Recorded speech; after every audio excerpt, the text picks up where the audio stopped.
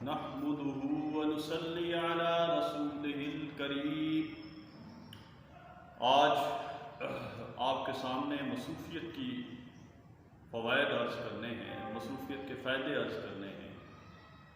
مصروفیت کے بارے علامہ سخاوی رحمۃ اللہ علیہ ایک روایت لے کر آئے جس کا مفہوم یہ ہے کہ بیکار رہنا اللہ کو سخت ناپسند ہے۔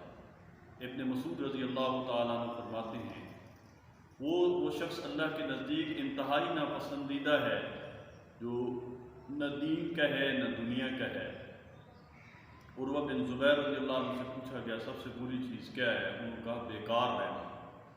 اسی طرح سیدنا علی رضی اللہ تعالیٰ سے ایک روایت منقول ہے، حضور علیہ السلام کے ارشاد عالی شان کا مفہوم یہ ہے کہ اس بندہ مومن سے اللہ جل شانہ سے محبت فرماتے ہیں جو جس کے عیال یعنی خاندان اس کا کثیر ہو، زیادہ تعداد میں ہو، اور وہ رزق حلال کمانے کے لیے اپنے جسم کو تھکا دے۔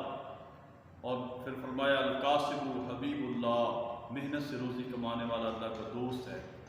اب دیکھا جائے تو دو قسم کی مصروفیات دنیا کے اندر ہیں، یا دین کے لیے ہیں یا دنیا کے لیے ہیں، اور بحیثیت مسلمان ہمیں دونوں قسم کی مصروفیات کو اپنانا ہے۔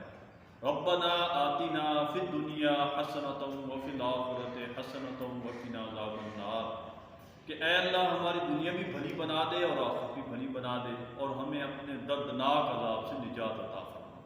گویا اس آیت کے اندر اللہ جل شانہ نے دونوں چیزوں کو اکٹھا فرمایا۔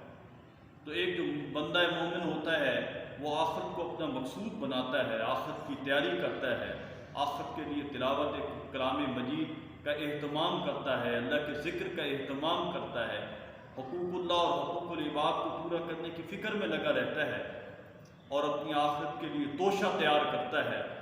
اور جو شخص دنیا دین کے اعتبار سے کمزور ہوتا ہے وہ دنیا کے بہت سارے لمحات ضائع کر دیتا ہے۔ اسی لیے حدیث پاک میں آیا جنت میں جنتیوں کو ان لمحوں کا افسوس ہوگا جو دنیا میں اللہ کے ذکر کے بغیر گزرے ہوئے۔ اللہ نے ایمان والے کی صفات بیان کرتے ہوئے فرمایا کہ یہ چلتے ہوئے پھرتے ہوئے معاملات زندگی انجام دیتے ہوئے اللہ کے ذکر کو دامن سے نہیں چھوڑتے، اللہ کا ذکر مضبوطی سے کرتے رہتے ہیں، اور اللہ کے ذکر ان کی جو ہے جان بن جاتا ہے، ان کی روح بن جاتا ہے، ان کی غذا بن جاتا ہے۔ تو اس لیے ہم کوشش کریں اپنے زیادہ سے زیادہ اوقات مصروفیت میں گزاریں، اس سے نفسیاتی طور پہ انسان بہت ساری بیماریوں سے بچا رہتا ہے، اور انسان جو ہے فرمایا جو زندگی غنیمت ہے موت سے پہلے، اور فراغت غنیمت ہے مصروفیت سے پہلے۔ فراغت کے جو لمحات ہمیں میسر آتے ہیں ان کو ہم ذکر اللہ کی خوبصورت چاشنی کے ساتھ اپنے روح کو اور اپنے قلب کو اس سے منور کر لیں۔ اللہ جل شانہ ہم سب کو اس پر عمل کرنے کی توفیق عطا فرمائے۔